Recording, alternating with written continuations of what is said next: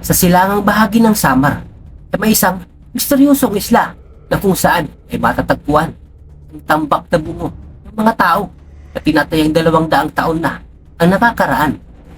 At magpahanggang ngayon ay isa pa rin misteryo kung bakit ito ang napili nilang isla para gawin nilang isang himlayan. Kasi yan hagtuhan mga lagas man mga kasanhi mga ito. gibulahe na tao. Ang mga tao dito kuno itong paron itin lulubong Ug bag dito. mamamatay na hira Lulubong nakat ko na lahat.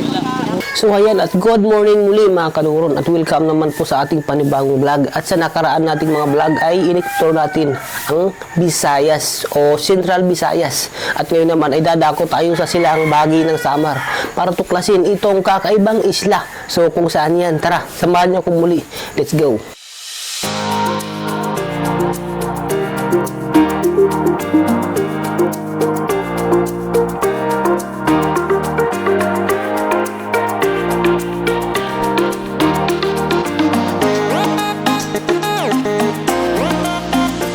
Dito pala tayo ngayon dumaan sa bagong reopen na bypass road ng Santa Fe at Tigbao ng Tacloban City. At matapos ang pagre-reconstruct sa daan na ito ay muli itong binuksan sa publiko.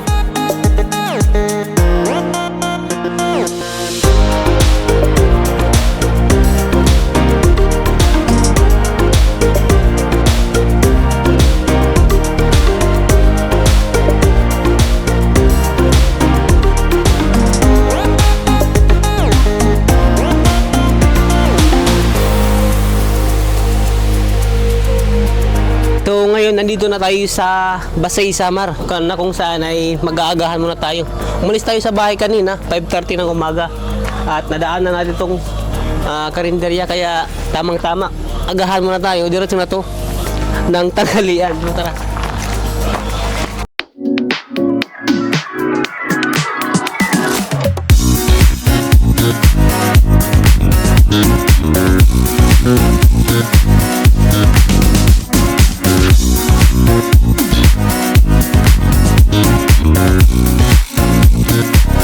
So ayan, time check, alas 10 ngayon ng umaga at pagkatapos ng 4 na oras. So inabot tayo ng 4 na oras mula sa Alang-Alang Leyte at narating natin itong barangay Siquenon ng Salcedo Eastern Samar kung saan nandito tayo sa kanilang barangay hall. O, naghihintay lang tayo ng mga 2 oras kasi low tide ngayon sa ating dadaan papunta sa kuweba. Kaya kailangan natin maghintay ng 2 oras para tumaas yung tubig.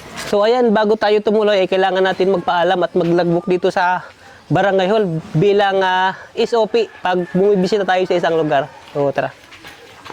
So good morning.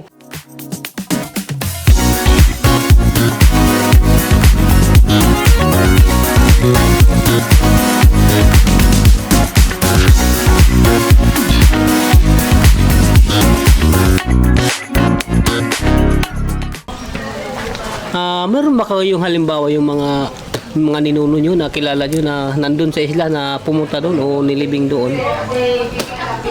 Ang sabi ng mga ano ko, nung lolo ko at saka tatay, yung mga dati raw tao, doon daw pumupunta pag may sakit na.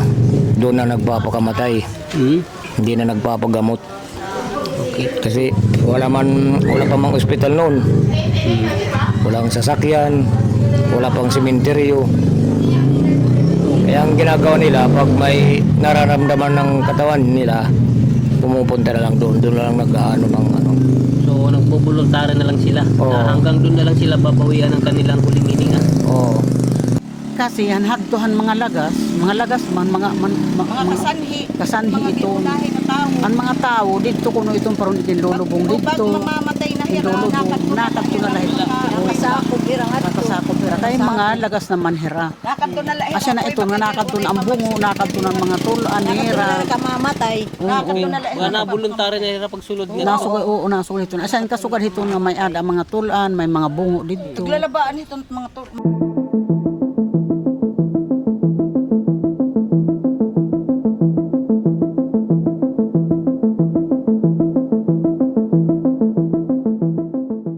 May ada liwasit dito halas sing kadadako ang kuno.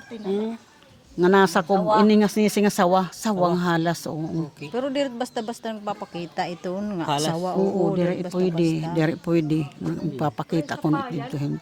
Waray, Basta-basta la. Asya ito ni amo na didiscover sugat matarinaw, siginon, abihaw. Diri ka pwede ko magtuhin.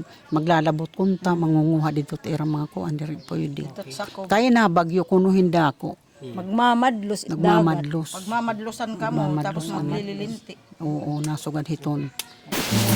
So ayan at naglalakad tayo ng ilang metro papunta doon sa baybayin na kung saan andun yung bangka na ating sasakyan papunta doon sa Sisi Island.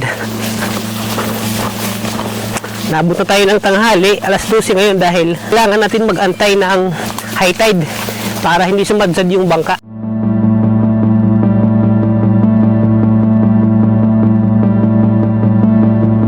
Sa paglabas natin ng ilog na to ay makikita natin yung animoy na sa Amazon River.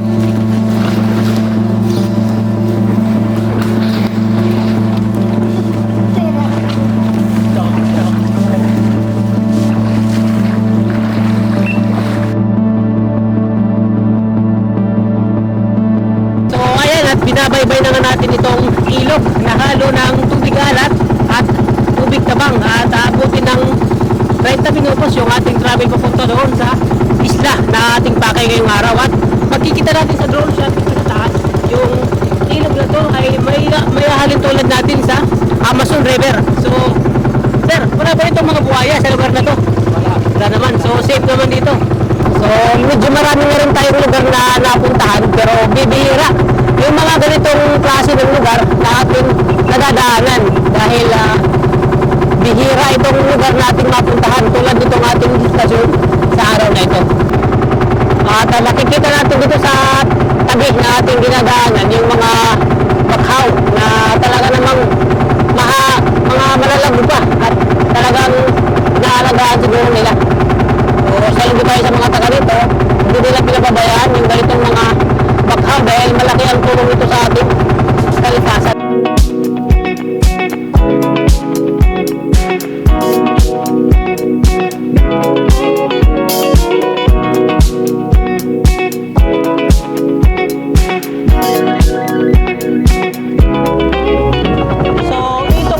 Nakikita natin sa medyo may kalayuan, ayan na yung ating pupuntahan na kung saan nandyan yung mga bungo at mga skeleton ng mga tao noong unang panahon na hanggang ngayon ay nandyan pa rin.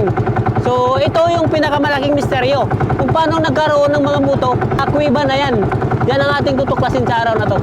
Ayan, at pagkaraan ng 30 minutos na ating biyahe ay narating natin itong isla. So, no choice tayo kundi lumusong dahil hindi tayo makakapak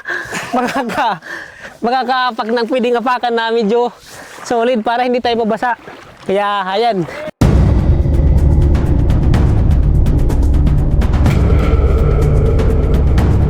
So, ayan at ilang metro lang mo lang dito ay nandyan na yung bungad ng kuweba na kung saan ito yung pakay natin.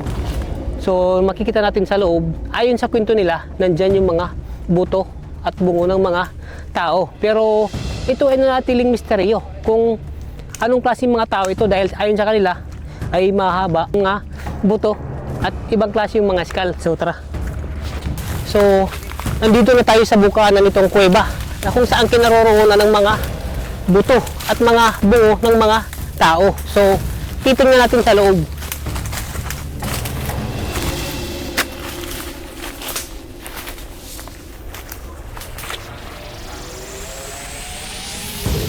So ito na yung kuweba na kung saan dito nagalagak itong mga buto ng tao. Pero ayon sa ating kasama, kung ikukumpara ito sa buto natin ng mga Pilipino ay hindi magtutugma dahil medyo mahaba ang mga ito. At isa pa rin misteryo kung bakit dito na iipon itong mga buto.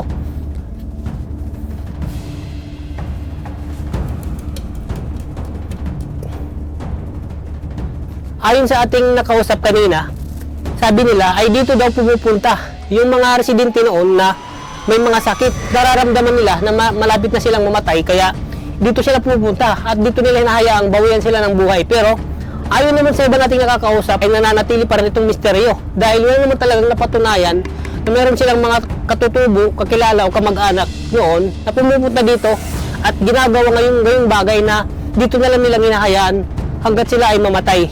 So ayan, meron pa doon sa kabilang kuweba na marami pa rin mga ganito at yun ang ating pupuntahan. Tara.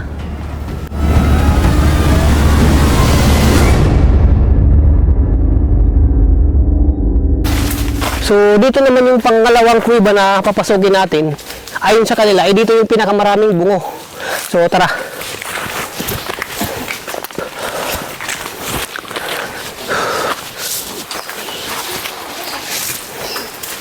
Pag nasasakit at napahatid na. Okay. So ito na nga yung pangalawang kuweba na kung saan nandito sa bukana nakalagay itong mga buto ng mga tao. Tingnan naman natin itong mga bungo na talagang sinalansan at dito naman yung mga buto. So ayon pang kinala sir, ano yung kwento nito sir? Bakit meron dito mga bungo?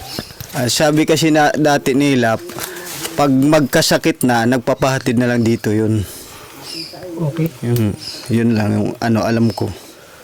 So, pero wala pa naman talagang napatunayan na halimbawa kamag-anak nila o katutubo o yung ninuno nila na pumunta dito. Yun lang hindi ko alam kasi wala siguro pa na patunayan. So, yan.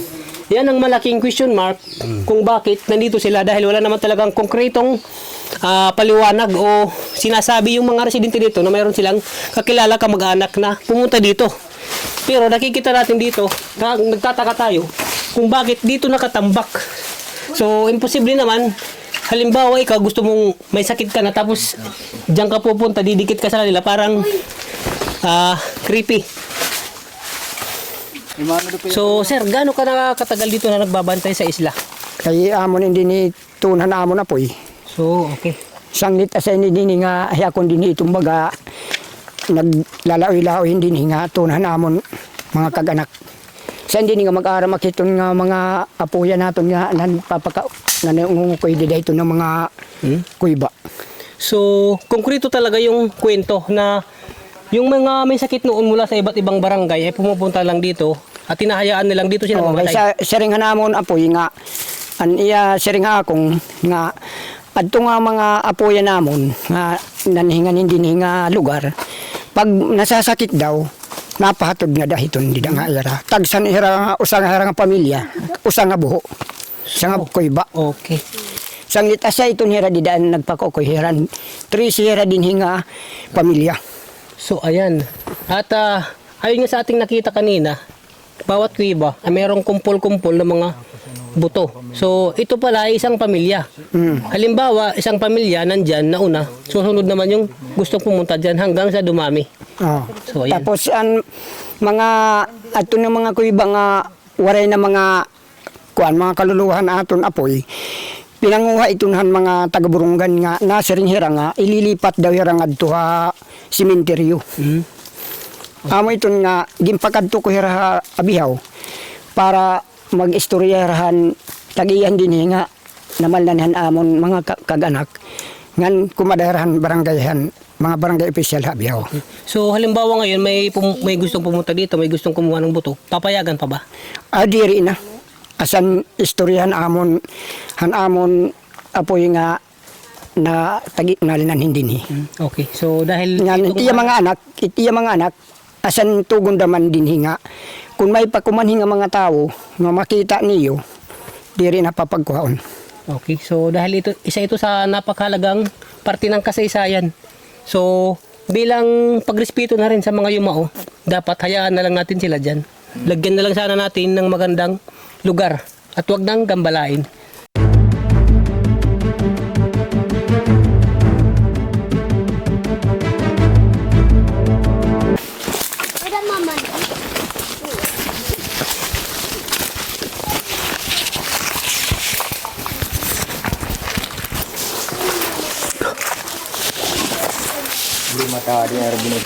So, ito yung pangatlong kuweba na ating pinuntahan. Meron ditong 5 buo na nakalansan at nagtutumpukan sila. At dito naman, itong banda, ayon sa kanila ay inukay ito. At yung lupa ay kinukuha. Di natin alam, at dahil may sabi rin na mayroon din ditong treasure hunting kung bakit nagkaganito itong lupa na hinuhukay nila.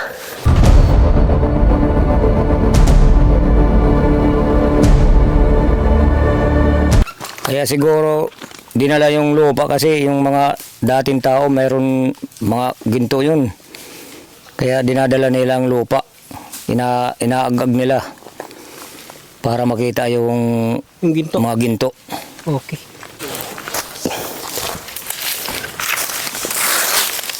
So, pupuntahan natin itong bago na namang kuweba. Dahil 13 daw itong mga kuweba na mayroon ng mga buto. Ngunit yung iba ay kinuha na ng mga ibang residente dito na pumunta dito noon. So, balit ngayon ay mahigpit na nila itong pinagbabawal.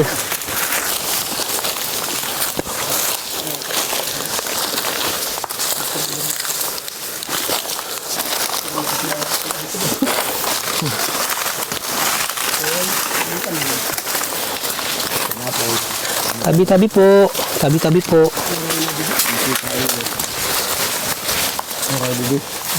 Okay na. So, ito. Wala nang laman. Dahil isa ito sa mga pwesto na kinuha na yung mga buto. So, makikita natin na wala nang laman. Ayon kay sir, mula pa nung sumiklab yung ikalawang digmaang pandaigdig, nandito na itong mga buto na nasa mga kuweba ngayon. So, napakatagal na talagang panahon na nakatambak itong mga buto dito sa mga kuweba. Yung malinis pa to dito, hindi pa maraming kahoy. Yung mga pintuan sa kuweba, parang parang pintuan sa simbahan. Maganda yun. Kaya sabi ko, mayroon yata mga dyan, mga tao na magpaka-baon dyan na tao. Sabi naman ng mga usap-usapan ng tao, mayroon daw mga tao dyan ng mga kasanhi. Yan ang sabi ng mga tao. Ibig sabihin ng kasanhi, yung mga makalumang tao. Okay. Yan ang mga usap-usapan ng tao. Kasi nandito ako dadagat. Palagi tinitingnan dito. Ang ganda pala tingnan yung mga butas. Parang butas ng simbahan. Nagpaka-arko. Okay. So, malayo na sa itsura ngayon. Malayo na. Dito nakikita natin sa likuran. Ito yung itsura ng kuweba. So, taliwas sila sabi ni sir noong unang panahon na napakaganda pa raw tingnan itong mga kuweba. Kasi hindi pa madumi, hindi pa maraming kahoy na karang. Hindi katulad niya na marami na na tingnan yung mga butas.